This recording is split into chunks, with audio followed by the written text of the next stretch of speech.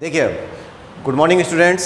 Lecture number हमारा 8 चल रहा है और 10th क्लास की ये वीडियो है जिसमें हम गणित के बारे में बात कर रहे हैं। और हमारा ये प्रश्नावली चल रही है 16.1 जिसमें हम 7 तक के क्वेश्चन कर चुके हैं 7वें लेक्चर में, और 8वें क्वेश्चन की शुरुआत भी 8वें क्वेश्चन से ही हो रही है। कितना मज़ेदार टॉपिक बन रहा है ना।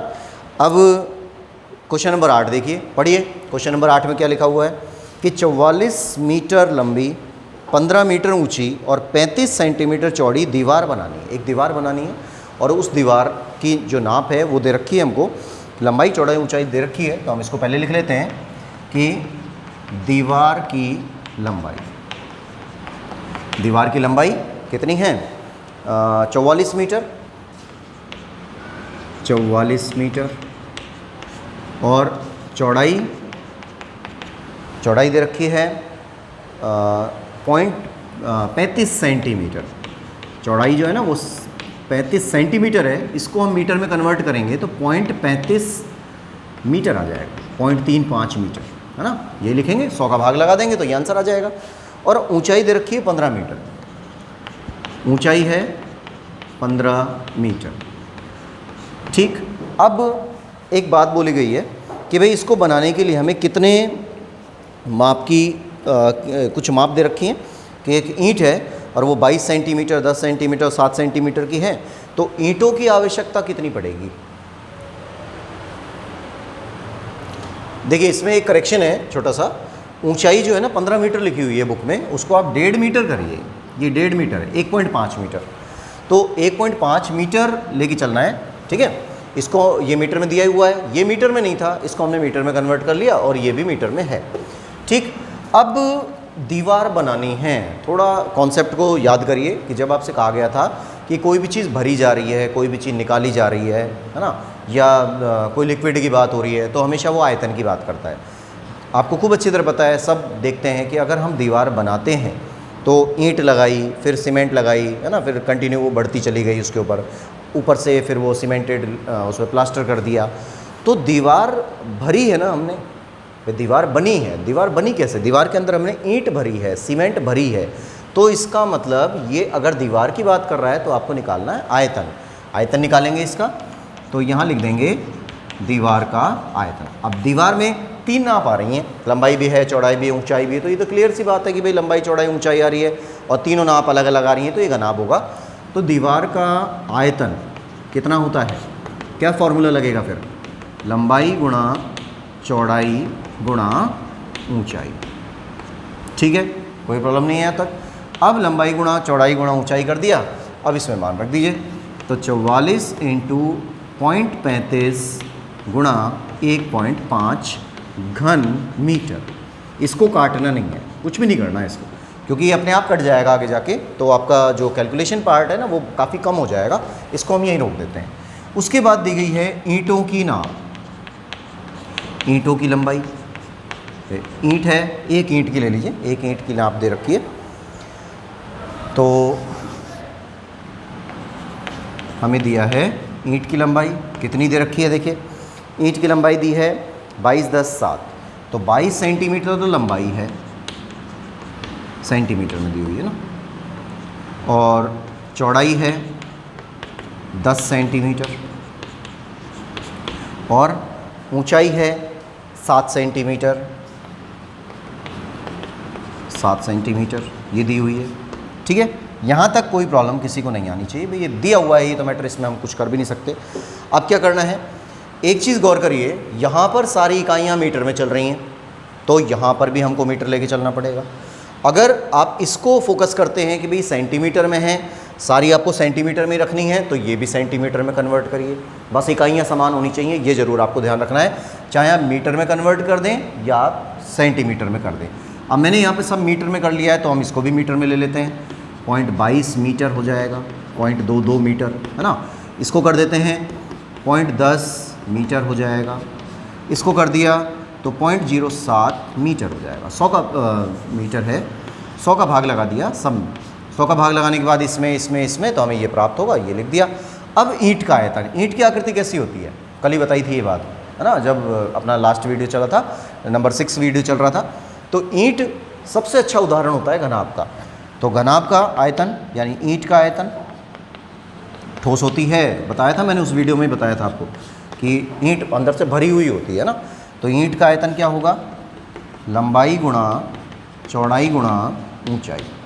ठीक, इसमें मान रखिए लंबाई की जगह आ जाएगा 0.22, चौड़ाई की जगह आ जाएगा 0.10 और ऊंचाई की जगह आ जाएगा 0.07 घन मीटर। ये छोड़ दिया यहीं पर। ठीक, अब क्वेश्चन ये पूछा गया है कि कितनी ईंटों की आवश्यकता होगी, मतलब ये दीवार बनानी है, इस नाप की ईंटें हैं हमारे पास, तो आपको कितनी ईंटों की आवश्यकता है। तो यहाँ निकाल देंगे ईंटों की संख्या ज्ञात करनी है, का फॉर्मूला होता है दीवार का आयतन बटे ईंट का आयतन। तो दीवार का आयतन अपॉन में एक ईंट का आयतन, ये एक ईंट की लंबाई चौड़ाई ऊंचाई और ये आयतन निकाला है, तो एक ईंट का आयतन, इसमें वैल्यूज़ डालिए। अब यहाँ से मिलता है 44 गुणा 0.35 गुणा 1.5 अपॉन में यह आ जाएगा 0.22.10 गुणा 0.07। ठीक है, अब सबसे पहले तो ये पॉइंट्स हटाने हैं हमको। अब देखिए यहाँ का पॉइंट यहाँ से आराम से हट रहा है, दो संख्या के बाद पॉइंट आ रहा है, दोनों में ही तो ये हट गया। यहाँ पर एक के बाद आ रहा है, इसमें भी दो के बाद, इसमें भी दो के बाद। अब हम ज़ीरो यूज़ करते हैं, इसका पॉइंट हटाते हैं तो नीचे 10 आ जाएगा, है ना, नीचे 10 हुआ। अब इसका पॉइंट हटाएंगे तो ऊपर 00 इस तरह से आएंगी, इसका पॉइंट हटाएंगे ऊपर 00 कर दिया। अब इनको काट लीजिए, 0 से 1 0 तो ये कट गई, और 7 से ये कट गया 5 बार, 5 से ये कट गया 2 बार, 2 से ये कट गया 22 बार, 22 से 22 कट गया, और यहाँ रह गया केवल 15, और 15 का गुणा 1000 से कर दिया तो आंसर आया 15,000 ईंटें। यानी इस तरह की दीवार बनाने के लिए हमें कितनी ईंटों की आवश्यकता पड़ेगी, तो हमारा आंसर होगा 15,000 ईंटों की आवश्यकता पड़ेगी। ठीक है, नोट करिए इसको। नेक्स्ट है क्वेश्चन नंबर 9, और क्वेश्चन नंबर 9 में देखिए, क्वेश्चन पढ़िए। 10 मीटर लंबे, 8 मीटर चौड़े और 6 मीटर ऊंचे कमरे में अधिक से अधिक कितनी लंबाई की छड़ रखी जा सकती है। तो वही कॉन्सेप्ट है कि एक छड़ रखनी है, तो आप लंबाई में, जैसे कमरे में बैठे हुए हैं, कमरे को थोड़ा सा ध्यान से देखिए, कमरे को देखेंगे तो लंबाई के अकॉर्डिंग हम रखेंगे तो भी वो छोटी रहेगी, फर्श पे बिछा देंगे जब भी वो छोटी रहेगी। तो हमारे पास एक नाप ऐसी है जिसमें हम अधिकतम लंबाई ले सकते हैं, और वो होती है विकर्ण। एक कॉर्नर को लास्ट कॉर्नर से मिलाइए तो एक विकर्ण बनता है। तो हमें दिया हुआ है कमरे की लंबाई,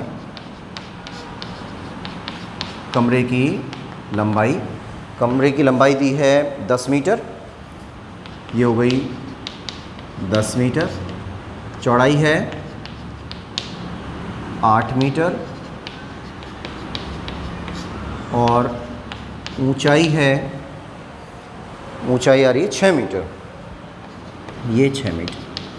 ठीक है, अब इसका हमको अधिकतम लंबाई निकालनी है। अधिकतम लंबाई की, कितनी लंबाई की छड़ रखी जा सकती है, तो इसमें हम निकालते हैं कमरे के विकर्ण की लंबाई। कमरे के विकर्ण की लंबाई निकालनी है। कमरे के विकर्ण की लंबाई क्या होगी, लंबाई स्क्वायर प्लस चौड़ाई स्क्वायर प्लस ऊंचाई स्क्वायर। ठीक है, वही अभी जो बात बताई थी कि लंबाई का स्क्वायर, चौड़ाई का स्क्वायर, ऊंचाई का स्क्वायर, वही कंटिन्यू चल रहा है। तो L square plus B square plus H square भी लिख सकते हैं, कोई बड़ी बात नहीं है। इसमें वैल्यू डालिए तो लंबाई स्क्वायर की जगह पर आ गया 10 का स्क्वायर, चौड़ाई स्क्वायर की जगह पर 8 का स्क्वायर, और ऊंचाई स्क्वायर की जगह पर आ गया 6 का स्क्वायर। ठीक है, इनका वर्ग कर दिया, 10 का वर्ग करेंगे 100 होगा, 8 का वर्ग करेंगे 64 होगा, 6 का वर्ग करेंगे 36 होगा। इन सबको जोड़ दिया तो यहाँ आ गया 200। ठीक है, ये 200 हो गया। अब 200 का आपको अंडर रूट चाहिए, तो ये तो हमें अच्छी तरह पता है कि भाई 200 का परफेक्ट स्क्वायर रूट नहीं निकल सकता। तो हम क्या कर देते हैं, इस 200 के टुकड़े कर लेते हैं, 2 × 100 लिख सकते हैं ना, ऐसे 2 × 100 कर लिया। 100 का तो निकल सकता है, 10 हो सकता है, तो इसका अंडर रूट निकल जाएगा, ये रह जाएगा। तो इसका आंसर हो गया 10√2 सेंटीमीटर। मीटर है तो 10√2 मीटर। ठीक है। तो कितने लंबाई की अधिकतम छड़ रख सकते हैं आप? 10√2 लंबाई की, मीटर लंबाई की छड़ इसमें रखी जा सकती है, ठीक है। नंबर नेक्स्ट 10वां क्वेश्चन है। देखिए बहुत छोटा सा क्वेश्चन है ये भी, कि एक घन का आयतन 512 घन मीटर है और उसकी भुजा ज्ञात कीजिए ना। बहुत सिंपल क्वेश्चन है कि एक घन का आयतन दिया हुआ है, घन का आयतन बराबर 512 घन मीटर। घन मीटर तो इकाई होती है ना, घन मीटर ये मत समझ जाना। कई बार क्या घनाभ का आयतन दे देता है फिर भी यहाँ पे घन मीटर ही देगा, वो इकाई है घन, क्यूब है ना, क्यूब वाली इकाई है ये, ठीक है। अब हमसे कहा गया कि भाई उसकी भुजा ज्ञात कीजिए। तो घन का आयतन दिया हुआ है इतना, और घन का आयतन का फॉर्मूला क्या है बताया था, भुजा क्यूब, 512 दे रखा है। अब आपको भुजा का मान निकालना है, तो भुजा बराबर 512 का क्यूब रूट निकालते हैं। अब ये चीज़ पहले बता चुके हैं, एक बार आ चुकी है पहले भी, कि भुजा का क्यूब रूट निकाल रहे हैं, मतलब यहाँ से जो पावर 3 है इसको आप उधर भेजेंगे तो क्यूब रूट हो जाएगा। घनमूल निकालना है 512 का। अब अगर किसी को डायरेक्ट पता है तो 512 का घनमूल 8 होता है, 8 गुणा 8 गुणा 8 करेंगे तो 512 होगा। लेकिन जिन बच्चों को नहीं पता उनके लिए एक छोटा सा कॉन्सेप्ट होता है कि आप 512 का सिंपल अभाज्य गुणनखंड कर दीजिए, सिंपल, जैसा छोटी क्लासों में किया था। तो 2 से हमने इसको काट लिया, कितनी बार गया ये, 2 दूनी 4, 2 पंजे 10 और 2 छेक 12। फिर 2 से काट दिया इसको तो ये 128 बार। फिर 2 से काट दिया तो ये 64 बार। फिर 2 से काटा 32 बार। फिर 2 से काटा 16 बार। फिर 2 से काट दिया 8 बार। फिर 2 से काट दिया 4 बार। फिर 2 से 2 बार। फिर 2 से 1 बार। हो गया, ये कंप्लीट अभाज्य गुणनखंड कंप्लीट हो गया। लेकिन अगर आपसे कहा जाए कि वर्गमूल निकालिए तब तो आप 2 2 के जोड़े बनाएंगे यहाँ पर, ठीक है ना। और अगर कहा जाए घनमूल निकालिए तो 3 3 के जोड़े बनेंगे, बस इतना सा अंतर है। यहाँ से 3 पद ले लिए, यहाँ से 3 पद उठा लिए, यहाँ से भी 3 पद उठा लिए। इन तीनों से 1 2 को लेना है, इन तीनों से 1 2 को लेना है, इन तीनों से 1 2 को लेना है। तो ये जो 2 है वो कितनी बार प्राप्त हुआ हमको? 3 बार प्राप्त हुआ। 3 बार प्राप्त हुआ तो इसको हम लिख देते हैं भुजा का मान क्या होगा, 2 गुणा 2 गुणा 2 मतलब 8 मीटर। मीटर में है ना, तो घन की भुजा कितनी होगी? 8 मीटर होगी और यही आंसर होगा। नेक्स्ट है नंबर 11। क्वेश्चन नंबर 11 है। तो क्वेश्चन नंबर 11 में देखिए सेम कॉन्सेप्ट है, वही दीवार की लंबाई और आयतन और ईंटों की कंडीशन पूछ रहा है कि ईंटें कितनी आएंगी। तो सबसे पहले देखिए दीवार की लंबाई, चौड़ाई और ऊंचाई दे रखी हैं 5 मीटर, 30 सेंटीमीटर और 3 मीटर। तो पहले हम बात करते हैं, दीवार की लंबाई दी गई है, दीवार की लंबाई बराबर कितनी है? 5 मीटर, ये 5 मीटर है। चौड़ाई है 30 सेंटीमीटर, तो इसको भी मीटर में कन्वर्ट करिए, 0.30 मीटर हो जाएगा। और ऊंचाई, ऊंचाई दे रखी है 3 मीटर, ऊंचाई बराबर 3 मीटर। तो सब कुछ मीटर में आ गया। अब वही कॉन्सेप्ट है, ज़्यादा समझाने की इसमें आवश्यकता नहीं है, पिछले वाले क्वेश्चन पे हम बात कर चुके हैं कि लंबाई, चौड़ाई, ऊंचाई हमको दे रखी है। अब इससे आपको दीवार बनानी है, तो दीवार का आयतन निकालते हैं, दीवार का आयतन। अब दीवार घनाभ के आकार की होगी तो दीवार का आयतन क्या होगा? लंबाई गुणा चौड़ाई गुणा ऊंचाई। लंबाई की जगह पर 5 मीटर, चौड़ाई की जगह पर 0.30 मीटर, ऊंचाई की जगह पर 3 मीटर, है ना। इसको करना कुछ नहीं है, इसको यहीं छोड़ देना है बस। ये घन मीटर हो गया, हो गया कंप्लीट। उसके बाद में ईंट का दिया हुआ है, ईंट की लंबाई,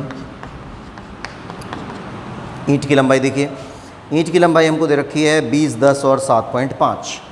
तो लंबाई दे रखी है 20 सेंटीमीटर, ये सेंटीमीटर में चल रहा है, तो सेंटीमीटर को मीटर में कन्वर्ट करिए, 0.20 मीटर। फिर चौड़ाई है 10 सेंटीमीटर, इस 10 सेंटीमीटर को लेते हैं तो 0.10 मीटर। फिर ऊंचाई को लेते हैं तो आता है 20, 10 और कितना था 7.5, तो ये आ गया 7.5 सेंटीमीटर। इसमें भी 100 से भाग कर देते हैं तो 0.075 मीटर ये आ जाता है ना। 2 पॉइंट और सरक जाएगा पॉइंट आगे। तो ये ईंट की लंबाई चौड़ाई ऊंचाई आ गई। ये आयतन हम निकाल ही चुके हैं। अब ईंट का आयतन निकालिए। तो ईंट का आयतन बराबर होता है लंबाई गुणा चौड़ाई गुणा ऊंचाई।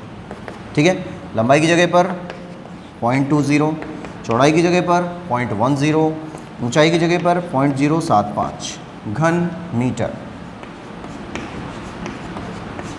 हो गया, दोनों के आयतन निकल गए, दीवार का भी और ईंट का भी। अब हमसे कहा गया ईंटों की संख्या बताइए। तो ईंटों की संख्या बराबर होगी दीवार का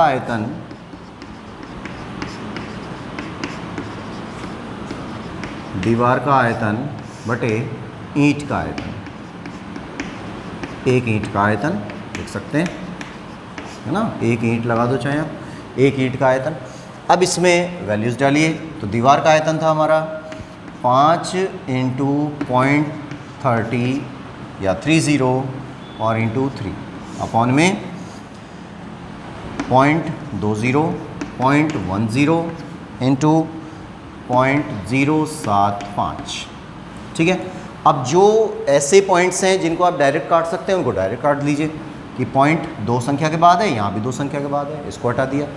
अब इसका पॉइंट हटाते हैं यहाँ से, तो ऊपर की तरफ 3 0 आएंगे। 3 संख्या है ना यहाँ पर, तो 3 0 आएंगे। यहाँ से पॉइंट हटा दिया तो 2 0 और बढ़ा दीजिए, इसी में हो गया। अब इनको काट लीजिए जिससे भी कट रही हैं। तो पहले हम काट लेते हैं 3 से, इसको काट लिया 75 को, ये 25 बार कट गया। 5 से ही कट गया 5 बार, 5 से ही कट गया 6 बार। ठीक है, 2 0 से ये 2 0 कट गए। अब देखिए यहाँ 6 है, यहाँ पर 3 बचा, ये 2 बचा हुआ है, 2 से इसको काट दिया 3 बार, क्या बचा, सब कुछ कट चुका है, 3 बच रहा है और यहाँ पर 1000 बच रहा है। इनका गुणा कर देंगे तो आंसर क्या आ जाएगा, 3000 ईंटें हमें चाहिए होंगी इस प्रकार की दीवार बनाने के लिए। ठीक है, नेक्स्ट क्वेश्चन हमारा क्वेश्चन नंबर 12। अच्छा सवाल है, इंपॉर्टेंट क्वेश्चन है और इसी के बेस पे एक क्वेश्चन इसमें एग्जाम्पल में भी दिया हुआ है, तो उसको भी आप देख लें। बाकी मैं भी करा दूंगा, उस एग्जाम्पल को भी करा दूंगा। अच्छे सवाल हैं दोनों के दोनों, ये क्वेश्चन भी है और एग्जाम्पल भी।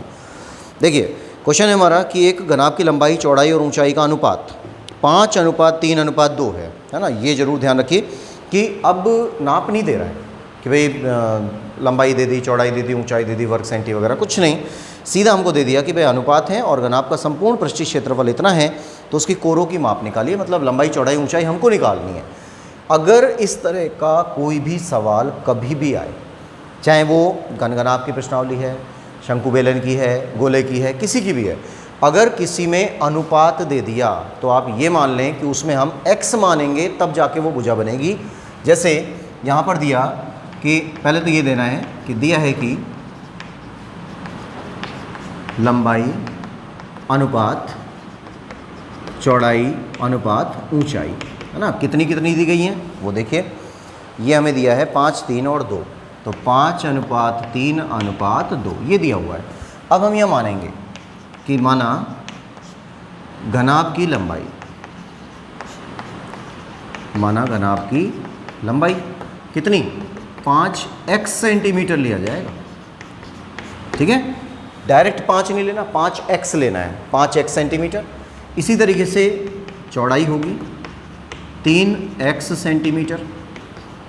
इसी तरीके से ऊंचाई होगी 2x सेंटीमीटर। ये हो गया घनाभ की लंबाई चौड़ाई और ऊंचाई, हो गया, कंप्लीट हो गया यहाँ तक। उसके बाद में घनाभ का आयतन दिया गया है ना, आयतन दिया हुआ है कितना 558 सेंटीमीटर स्क्वायर, 558। हाँ, तो यहाँ लिखेंगे घनाभ का आयतन बराबर 558 सेंटीमीटर स्क्वायर, ये हमें दिया हुआ है घनाभ का आयतन। अब घनाभ का आयतन का फॉर्मूला आपको पता ही है, 2 गुणा लंबाई गुणा चौड़ाई प्लस चौड़ाई। ये देखिए इसमें बुक में थोड़ी सी एक मिस्टेक है, वो ध्यान नहीं दिया इस पर। क्यूब आएगा, आयतन चल रहा है ना, आयतन चल रहा है तो घन सेंटीमीटर आता है या सेंटीमीटर क्यूब आता है। अब फॉर्मूला हम वैसे ही रखा इसमें लगा रहे हैं, घनाभ का आयतन करना है। आयतन एक चीज़ मैंने गलत लिख दी, ये तो सही था लेकिन पृष्ठीय क्षेत्रफल को मैंने आयतन पढ़ लिया। देखिए दोबारा देख लीजिए इसको कि घनाभ का संपूर्ण पृष्ठीय क्षेत्रफल 558 दिया हुआ है, वो दूसरे क्वेश्चन पे नज़र पड़ गई मेरी। घनाभ का संपूर्ण पृष्ठीय क्षेत्रफल है ना, ये दिया हुआ है 558 सेंटीमीटर स्क्वायर। ठीक है, यहाँ ध्यान देना, थोड़ा सा वो बाय मिस्टेक हो गया, वो दूसरे क्वेश्चन पे मेरी नज़र आ गई। तो इसमें घनाभ का संपूर्ण पृष्ठीय क्षेत्रफल हमको 558 सेंटीमीटर स्क्वायर दे रखा है। अब आप इसमें वैल्यू डाल देते हैं। घनाभ का जो संपूर्ण पृष्ठीय क्षेत्रफल होता है वो क्या होता है, लंबाई गुणा चौड़ाई प्लस चौड़ाई गुणा ऊंचाई प्लस ऊंचाई गुणा लंबाई। ठीक है, ये 558 सेंटीमीटर स्क्वायर चल रहा है।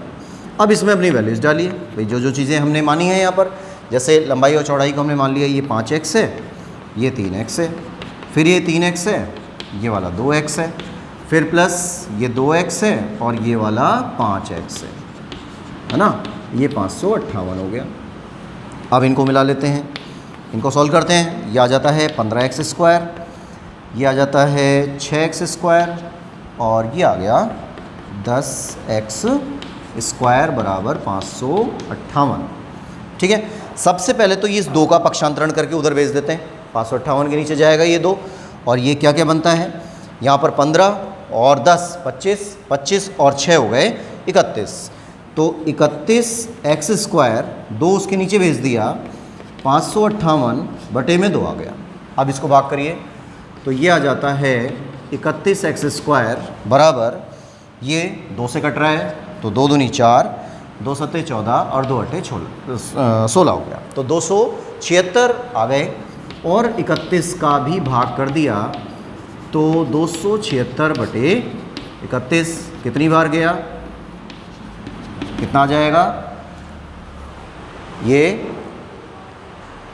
ये देखिएगा एक बार। 2 से हम 558 को जब काट रहे हैं तो 2 7 9 आएगा। ठीक है, 2 7 9 में आप 31 का भाग दे रहे हैं, 31 का भाग देंगे तो ये जाएगा 9 बार।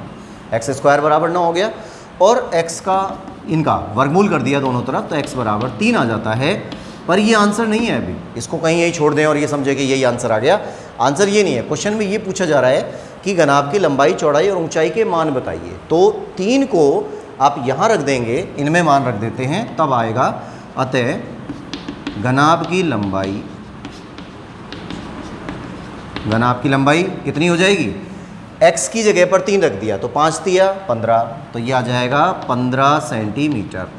ठीक है, चौड़ाई कितनी होगी, यहाँ पर मान रखिए x की जगह पर, तो 3 × 3 बराबर 9 सेंटीमीटर और ऊंचाई है ये आ जाएगा 2 × 3 बराबर 6 सेंटीमीटर और ये आपका आंसर कंप्लीट हो गया। लिखिए इसको। अब देखिए एक ये वाला जो हमारा लास्ट क्वेश्चन गया और ये प्रश्नावली भी आपकी पूरी हो गई, इसमें शुरू से ही कुछ ना कुछ गड़बड़ हो गई थी। अब सेम इसी के प्रकार का एक एग्जाम्पल और दिया हुआ है, एग्जाम्पल नंबर 6 है, पेज 250 पे है। तो आप इसको देखिए, क्वेश्चन पढ़ता हूँ मैं पहले। यदि एक समांतर षटफलक मतलब जिसमें 6 फलक है ना, 6 फलक है तो वो घनाभ बनेगा। और लंबाई चौड़ाई ऊंचाई, तीनों लंबाई चौड़ाई ऊंचाई अलग अलग दे रखी है, 6 5 और 4। तो यहाँ लिख देते हैं कि दिया है कि लंबाई अनुपात चौड़ाई अनुपात ऊंचाई, तो ये बन जाता है 6 5 और 4। ठीक है, ये दिया हुआ है हमको। अब उसके बाद उसका संपूर्ण पृष्ठीय क्षेत्रफल है, वही सेम क्वेश्चन है उसी टाइप का ही। तो हम यहाँ निकालते हैं पहले कि माना घनाभ की लंबाई कितनी होगी, x मानना है। अब ये भी बताया था, ये प्रोसेस आपको कहीं भी मिल सकता है। तो अगर अनुपात चल रहे हैं तो हमेशा आपको x मान के चलना है। तो यह आ जाएगा 6x सेंटीमीटर। फिर चौड़ाई है ये 5x सेंटीमीटर, और ये ऊंचाई है तो भी 4x और सेंटीमीटर होगा। ठीक है यहाँ तक। फिर बोला गया कि घनाभ का संपूर्ण पृष्ठीय क्षेत्रफल दिया हुआ है 33,300 वर्ग सेंटीमीटर। तो घनाभ का संपूर्ण पृष्ठीय क्षेत्रफल बराबर है 33,300 वर्ग सेमी। ठीक है, ऐसा कैसे दिया हुआ है। अब घनाभ का जो संपूर्ण पृष्ठीय क्षेत्रफल है वो क्या होगा। घनाभ का संपूर्ण पृष्ठीय क्षेत्रफल कितना होगा, 2 गुणा लंबाई गुणा चौड़ाई प्लस चौड़ाई गुणा ऊंचाई प्लस ऊंचाई गुणा लंबाई, और इसकी वैल्यू आती है 33,300 वर्ग सेंटीमीटर। अब वर्ग सेंटीमीटर लगाने की ज़रूरत नहीं है, इसमें मान रख दीजिए। तो लंबाई और चौड़ाई की जगह पर 6 और 5, तो ये 6x गुणा 5x, फिर प्लस 5x गुणा 4x प्लस 4x गुणा 6x बराबर में 33,300 वर्ग सेंटीमीटर चल रहा है। इसके बाद में इनको गुणा कर लेते हैं। ये हो गया 6 पंजे 30 एक्स स्क्वायर, ये हो गया 20 एक्स स्क्वायर, ये हो गया 6 चौक 24 एक्स स्क्वायर बराबर 33,300। ठीक है, अब इस 2 को पहले उधर भेज दीजिए और इन सबको हम जोड़ लेते हैं। तो इनको जोड़ते हैं, 30 और 20 50 और 24 74 हो गए, 74 एक्स स्क्वायर, और 2 को इसके नीचे भेज दिया। 33,300 में हम 2 से डिवाइड करेंगे तो ये बन जाता है, या इसको डायरेक्ट ही कर लीजिए, एक्स स्क्वायर बराबर 33,300 बटे में आ गया 2 गुणा 74, और जब इनको काटते हैं तो ये वैल्यू हमारे पास आती है एक्स स्क्वायर बराबर 225। ठीक है, अब 225 आ गया। अब ये आपको पता ही है कि 225 जब आता है तो इसका हमको वर्गमूल करना है। एक्स स्क्वायर आ रहा है, यहाँ 225 आ रहा है, तो आंसर क्या आता है इसका वर्गमूल करने पर, x बराबर 15। x बराबर 15 आंसर नहीं है ना, आंसर तो कुछ और पूछ रहा है। आंसर तो ये पूछ रहा है कि घनाभ इसके आयतन पूछ रहा है, षटफलक का आयतन पूछ रहा है।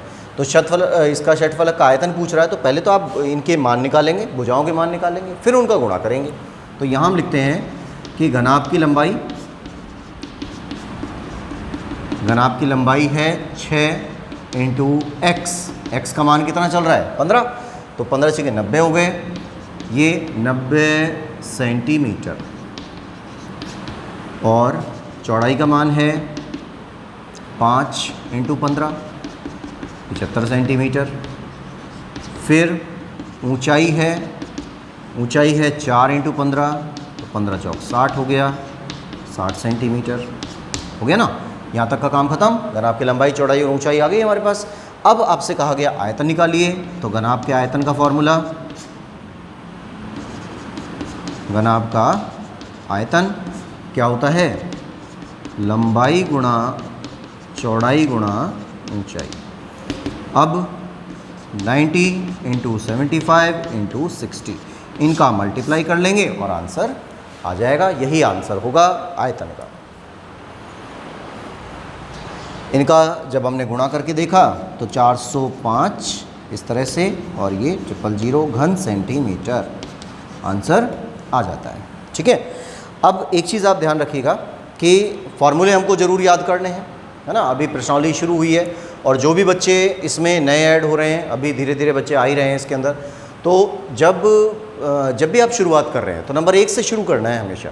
ये नहीं कि आपने यहाँ से देखना शुरू किया तो आपको कुछ समझ में आएगा नहीं, और नंबर 1 से आप शुरुआत करें और फिर लाइन वाइज उस चीज़ को देखते जाएं। बहुत ज़्यादा लंबी वीडियो हम बना भी नहीं रहे, आधा घंटे से ज़्यादा हम वीडियो बना भी नहीं पा रहे, तो ये स्थिति आप लोगों के लिए बेटर है। तो लगभग हमारी ये प्रश्नावली जैसे 16.1 कंप्लीट हुई है। 16.1 के बाद अब हम नेक्स्ट वीडियो में नंबर 9 में हम बात करेंगे 16.2 की, जिसके अंदर बेलन की बात कर रहा है। ठीक है, तो बेलन के लिए हम अपने नेक्स्ट वीडियो में बात करेंगे, और ये वही प्रश्नावली हैं जो आपने 9th क्लास में ढंग से पढ़ी हुई हैं। तो इसको आप बार बार रिवाइज़ करिए, ये नहीं होना चाहिए कि एक बार आपने ये काम कर लिया और समझ में आ गया और उसको छोड़ दिया। कोशिश करिए कि बार बार हम इसको रिवाइज़ करें और धीरे धीरे करके जब तक हमारे स्कूल नहीं खुल पा रहे हैं तब तक हम अपना जो स्टडी वाला मटेरियल है वो इसी तरह से प्रोवाइड कराते रहेंगे। इसमें आपका नुकसान नहीं होना चाहिए, इसीलिए आप तरीके से रिवाइज़ कर लें इसको, ठीक है। ये बेहद ज़रूरी है।